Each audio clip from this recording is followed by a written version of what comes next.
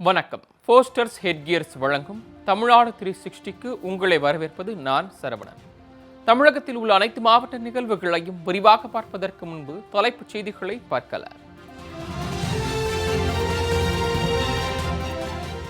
மணப்பாறை அருகே புறம்போக்கு நிலத்தில் மரங்களை வெட்டி கடத்திய மர்ம நபர்கள்.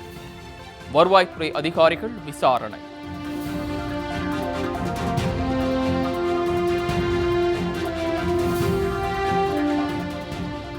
திருத்தணியில் கழிவு நீருடன் சேர்ந்து சாலையில் தேங்கிய மழை நீர். சாலையில் செல்லும் வாகன ஓட்டிகள் கடும் அவதி.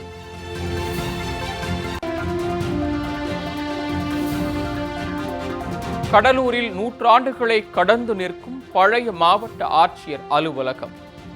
பழமையான கட்டடத்தை பாதுகாக்க சமூக ஆர்வலர்கள் கோரிக்கை.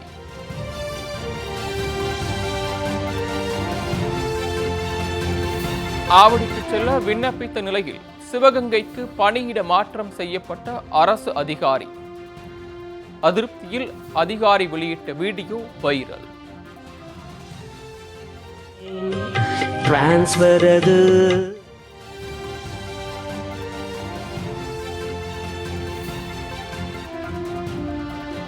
நாகையில் சம்பா நெற்பயிர்களை சேதப்படுத்திய காட்டுப்பன்றிகள். பயிர்களை அறுவடை செய்ய முடியாமல் விவசாயிகள் வேதனை.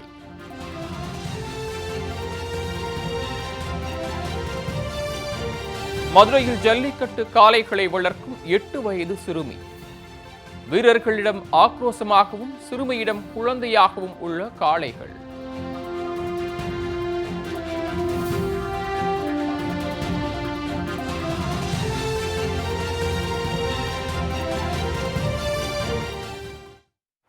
இனி விரிவான செய்திகள். மணப்பாறை அருகே பட்டப்பகலில் அரசுக்கு சொந்தமான இடத்தில் இருந்த மரங்கள் வெட்டி கடத்தப்பட்டது பொதுமக்களிடையே அதிர்ச்சியை ஏற்படுத்தி உள்ளது. திருச்சி மாவட்டம் நல்லமநாயக்கன்பட்டி 2 ஏக்கர் பரப்பளவில் அரசுக்கு சொந்தமான புறம்போக்கு நிலம் உள்ளது. இந்த இடத்தில் கொன்னை, உசிலை, வேளாமரம், கருவேல மரம் உள்ளிட்ட பல லட்சம் ரூபாய் மதிப்பிலான பல வகை மரங்கள் வளர்ந்து வந்துள்ளது. இந்நிலையில் மர்ம நபர்கள் சிலர் பட்டப்பகலில் புறம்போக்கு நிலத்தில் இருந்த மரங்களை சட்டவிரோதமாக ஜேசிபி எந்திரம் மூலம் வேரோடு அகற்றினர். இதனைத் தொடர்ந்து மரங்களை துண்டு துண்டாக வெட்டி லாரிகளில் ஏற்றி கடத்த முற்பட்டுள்ளனர்.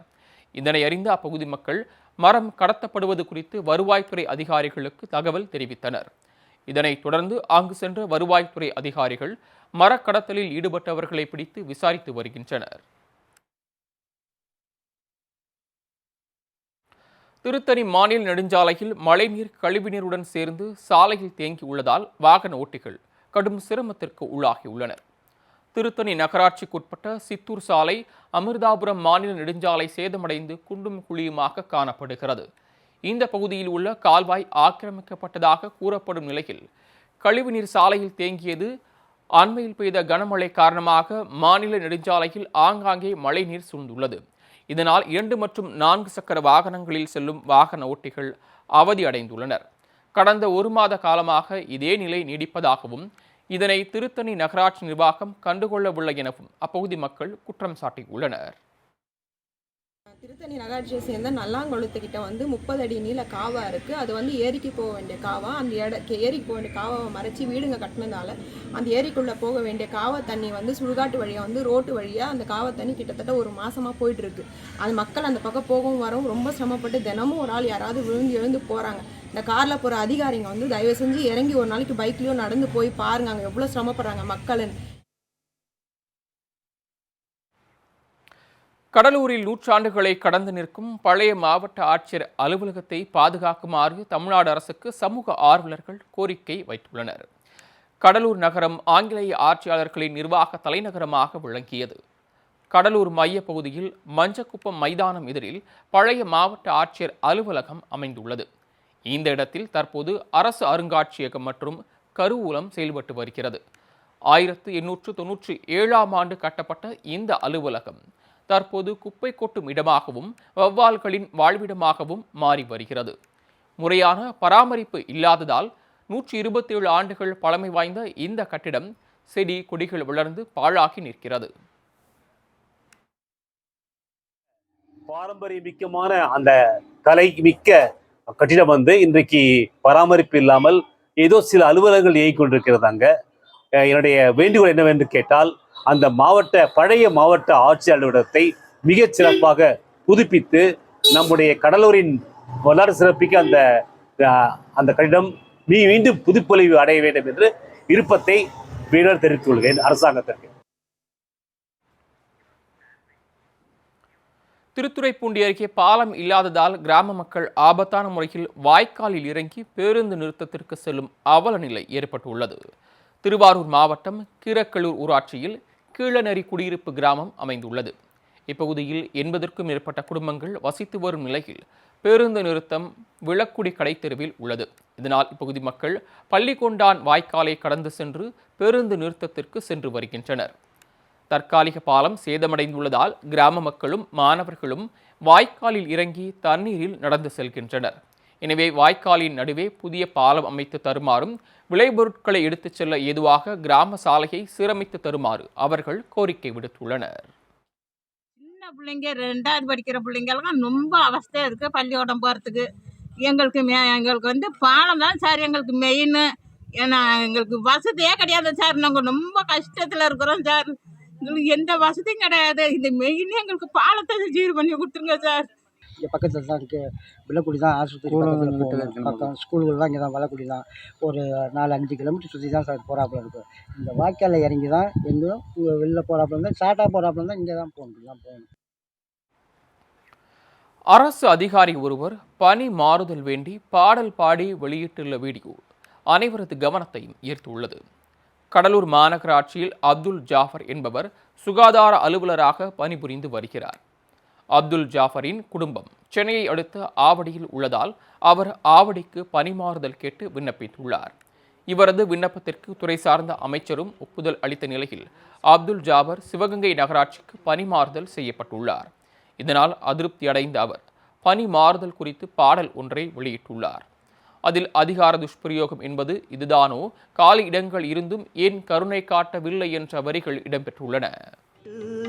ரீஜன் 2 மதுரை ரீஜன் ஏனோ அதிகார துஷ்பிரயோகம் என்பது இதுதானோ. அரசின் திட்டங்களை படித்தேன், அதை பாட்டாய் மக்களிடம் கொடுத்தேன். ரத்தத்தில் எனது சித்தத்தில் எனது துறை மேல் காதல் வைத்தேன். தவறிழைத்தால் பனிஷ் பண்ணலாம், எனக்கு எரிந்த தண்டனை. விருதுகளை வென்ற என்னை நெருப்பினில் இறக்கியதே. குட்டிக்கு மாறுதல் கேட்டேன், சென்னை ஆவடி அருகிலும் கேட்டேன். டிஎம்ஏ சாரை மும்முறை பார்த்தேன். நாகையில் அறுவடைக்கு தயாராக உள்ள நெற்பயிர்களை காட்டு பன்றிகள் சேதப்படுத்தி வருவதால் சம்பா பயிர்களை அறுவடை செய்ய முடியாத சூழல் ஏற்பட்டுள்ளது. நாகை மாவட்டம் திருமருகல் ஒன்றியத்திற்குட்பட்ட குத்தாலம், பனங்குடி, கோபுராஜபுரம், புலவநல்லூர், மரைக்கான் சாவடி, உத்தம சோழபுரம் உள்ளிட்ட இடங்களில் சம்பா பயிர்கள் சாகுபடி செய்யப்பட்டு வருகிறது. நெற்பயிர்கள் நன்கு வளர்ந்து அறுவடைக்கு தயாராகி உள்ளன. இந்நிலையில் விளைநிலங்களில் புகுந்து காட்டுப்பன்றிகள் பயிர்களை சேதப்படுத்தி வருகின்றனர். பன்றிகள் கூட்டம் கூட்டமாக புகுந்து விளைநிலங்களை நாசம் செய்ததால் அறுவடை எந்திரங்கள் கொண்டு அறுவடை செய்ய முடியாத நிலை ஏற்பட்டுள்ளது. இதனால் ஏக்கர் ஒன்றுக்கு 25,000 ரூபாய் முதல் 30,000 ரூபாய் வரை இழப்பு ஏற்பட்டுள்ளதாக விவசாயிகள் தெரிவித்துள்ளனர். எனவே பாதிக்கப்பட்ட பயிர்களுக்கு இழப்பீடு வழங்குமாறும் காட்டுப்பன்றிகளின் தொல்லைக்கு முடிவு கட்டுமாறும் தமிழக அரசுக்கு விவசாயிகள் கோரிக்கை வைத்துள்ளனர். பாதிக்கப்பட்ட நில உரிமையாளர்களுடைய நிலத்துக்கு வந்து உரிய பயிர் காப்பீடு பண்ணியிருக்கோம். எல்லாருமே பயிர் காப்பீடு பண்ணியிருக்கோம். இந்த பயிர் காப்பீடை வழங்க மாவட்ட நிர்வாகம் நடவடிக்கை எடுத்து இந்த பயிர் காப்பீடை வாங்கி கொடுக்கணும். அது மட்டும் இல்லாமல் இந்த சேதமடைந்த நிலத்துக்கு உரிய நிவாரணம் வழங்கணும். இதுக்கு நிவாரணம் வழங்க நடவடிக்கை எடுக்கணும்னு கேட்டுக்கிறேன். பன்றியை தான் வந்து இப்போ மாவட்ட நிர்வாகம் பன்றி உரிமையாளர் அழைத்து இந்த பன்றிகளை உடனே பிடிக்க சொல்லி ஒரு மிகப்பெரிய அதாவது போர்க்கால நடவடிக்கை அடிப்படையில் இந்த பன்றியை பிடிக்க உத்தரவிடணும்னு கேட்டுக்கிறேன். காஞ்சிபுரம் காமாட்சி அம்மன் கோயிலில் கூட்ட நெரிசல் ஏற்பட்டதால் பக்தர்கள் நீண்ட வரிசையில் காத்திருந்து சுவாமி தரிசனம் செய்தனர். சக்தி பீடங்களில் முதன்மை பீடமாக விளங்கக்கூடிய காமாட்சி அம்மன் கோயிலில் நாள்தோறும் ஆயிரக்கணக்கான பக்தர்கள் சுவாமி தரிசனம் செய்து வருகின்றனர். இந்நிலையில் மேல்மருவத்தூருக்கு செல்லும் பக்தர்களும் சபரிமலைக்கு செல்லும் ஐயப்ப பக்தர்களும் ஒரே நேரத்தில் காமாட்சியம்மன் கோயிலில் குவிந்தனர். அதிக அளவிலான பக்தர்கள் ஒரே வரிசையில் செல்ல முடியாததால் கூட்ட நெரிசல் ஏற்பட்டது. அதிக கூட்டம் வரும்போது தடுப்பு வேலிகளை அமைக்குமாறு அறநிலையத்துறைக்கு பக்தர்கள் வேண்டுகோள் விடுத்துள்ளனர்.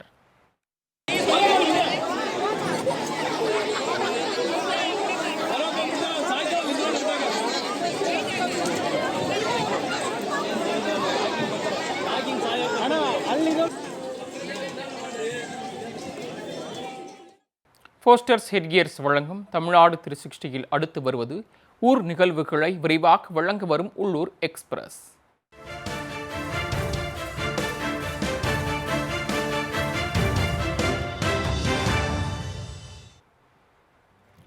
மதுரை மாவட்டம் மேலூர் அருகே டங்ஸ்டன் சுரங்கம் அமைக்க எதிர்ப்பு தெரிவித்து கிராம மக்கள் கும்மியடித்து நூதன போராட்டத்தில் ஈடுபட்டனர். கடும் எதிர்ப்புகள் எழுந்ததைத் தொடர்ந்து அரிட்டாப்பட்டி கிராமத்தில் டங்ஸ்டன் சுரங்கம் அமைக்கும் முடிவு மத்திய அரசை தற்காலிகமாக நிறுத்தி வைக்குமாறு தெரிவிக்கப்பட்டுள்ளது. இந்நிலையில் சுரங்கத்திற்கான அனுமதியை நிரந்தரமாக ரத்து செய்யக்கோரி அரிட்டாப்பட்டி கிராம மக்கள் பல்வேறு கட்ட போராட்டங்களை நடத்தி வருகின்றனர். அப்போது பெண்கள் பாரம்பரிய வழக்கப்படி கும்மியடித்து தங்களது பகுதியில் டங்ஸ்டன் சுரங்கம் வரக்கூடாது என கும்மியடித்து இறைவனிடம் வேண்டுதலை முன்வைத்தனர்.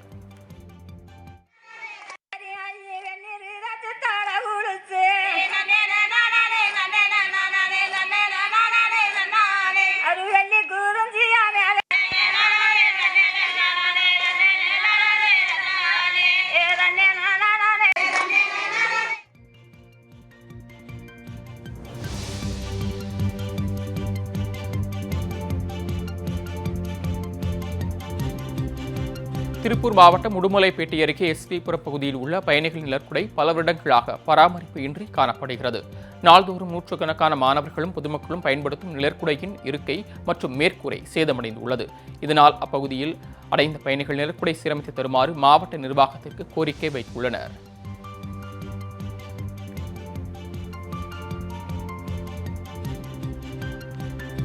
கன்னியாகுமரி கடற்கரையில் திருவள்ளுவர் சிலை அமைத்ததன் வெள்ளி விழா இன்றும் நாளையும் கொண்டாடப்படுகிறது. இதனையொட்டி குமரி கடற்கரைக்கு ஏராளமான சுற்றுலா பயணிகள் வருகை தர உள்ள நிலையில் அங்கு 200க்கும் மேற்பட்ட தற்காலிக கடைகள் அமைக்கப்பட்டன.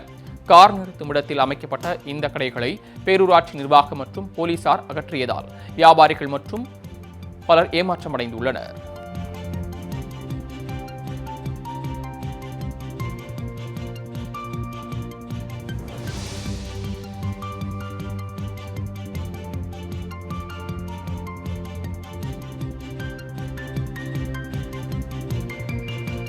பொங்கல் பண்டிகை நெருங்கும் நிலையில் மயிலாடுதுறையில் செங்கரும்புகள் அறுவடைக்கு தயாராகி உள்ளன. சுமார் 400 ஏக்கர் பரப்பளவில் 5 லட்சத்திற்கும் மேற்பட்ட கரும்புகள் நன்கு வளர்ந்து அறுவடை பருவத்தை எட்டியுள்ளன. இந்நிலையில் பொங்கல் பரிசு தொகுப்பிற்காக கொள்முதல் செய்யப்படும் கரும்புகளை இடைத்தரகர்கள் பாதி விலைக்கு மட்டுமே எடுத்துக் கொள்வதாக விவசாயிகள் குற்றம் சாட்டியுள்ளனர். இதனால் கரும்புக்கான கொள்முதல் விலை 40 ரூபாயாக உயர்த்தி நேரடியாக கொள்முதல் செய்யுமாறு தமிழக அரசுக்கு விவசாயிகள் வேண்டுகோள் விடுத்துள்ளனர். எனக்கு நஷ்டேடு எல்லா கரும்பும் சாஞ்சிப்பிச்சு. எனக்கு நஷ்டேடு கொடுக்கணும். அரசு பார்த்து என்ன செய்யணுமோ அதை செய்யணும். அரசாங்கம் இந்த கரும்பை எடுத்துக்கணும். இல்லைன்னா எங்களுக்கு வழி கிடையாது. அப்படியே தான் குடிச்சரா போகும். வேறு வழியே கிடையாது. 9 மாதம் கரெக்டாக 10 மாதம் கரெக்டாக 10 மாதத்து கரும்பு அது. இதற்கு நாங்கள் கஷ்டப்பட்டு இவ்வளோ கஷ்டப்பட்டுருக்கோம். எங்களுக்குள்ள நஷ்டேடு அரசாங்கம் தான் செய்யணும். அரசாங்கம் இந்த கரும்பை எடுத்துக்கணும்.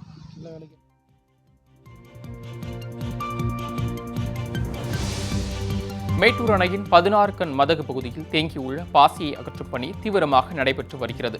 16 கண் மதகு பகுதியில் அதிக அளவில் பாசிகள் படர்ந்திருந்ததால் தண்ணீர் பச்சை நிறமாக மாறி துர்நாற்றம் வீசியது. இதனால் அணையை ஒட்டியுள்ள தங்கமாபுரிப்பட்டினம், சேலம் கேம்ப், பெரியநகர், அண்ணாநகர் போன்ற பகுதி மக்களுக்கு தூய்மையான குடிநீர் விநியோகம் செய்யப்படவில்லை என தெரிகிறது. இதனைத் தொடர்ந்து நீர்வளத்துறை அதிகாரிகள் நுண்ணுயிர் கலவையை தெளித்து பாசிகளை அகற்றும் பணியில் ஈடுபட்டனர்.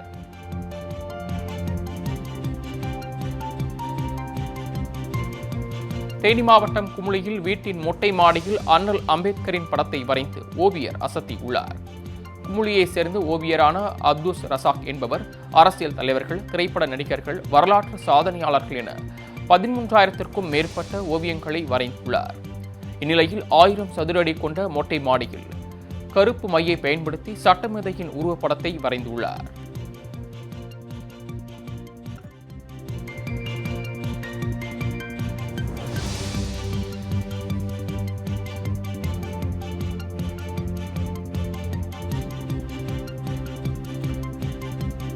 வேலூர் மாவட்டம் காட்பாடியில் உள்ள வள்ளிமலை முருகன் கோயிலில் பால்குட ஊர்வலம் வெகு விமர்சையாக நடைபெற்றது.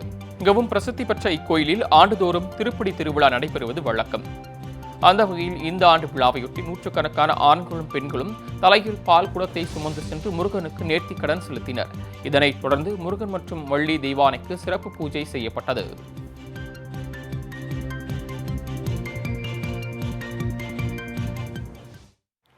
போஸ்டர்ஸ் ஹெட்கியர்ஸ் வழங்கும் தமிழ்நாடு 360யில் மாவட்டங்களில் நடந்த விளையாட்டு செய்திகளை வழங்க வருகிறது விளையாட்டு களம்.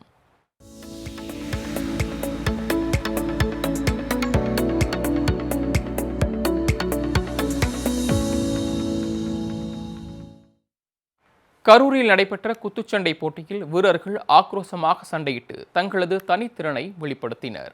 தேசிய குத்துச்சண்டை தினத்தை முன்னிட்டு கரூரில் உள்ள தனியார் பள்ளியில் மாநில அளவிலான 3வது குத்துச்சண்டை போட்டி நடைபெற்றது. இப்போட்டியில் சென்னை, திருச்சி, கோவை, சேலம், நாமக்கல், காஞ்சிபுரம் உள்ளிட்ட மாவட்டங்களைச் சேர்ந்த 500க்கும் மேற்பட்ட வீரர் வீராங்கனைகள் கலந்து கொண்டனர். உடல் எடை அடிப்படையில் 22 கிலோ முதல் 100 கிலோ வரை பல்வேறு பிரிவுகளில் நாக் அவுட் முறையில் குத்துச்சண்டை போட்டி நடத்தப்பட்டது. இறுதியில் வெற்றி பெற்ற வீரர் வீராங்கனைகளுக்கு கோப்பை மற்றும் சான்றிதழ் வழங்கப்பட்டன.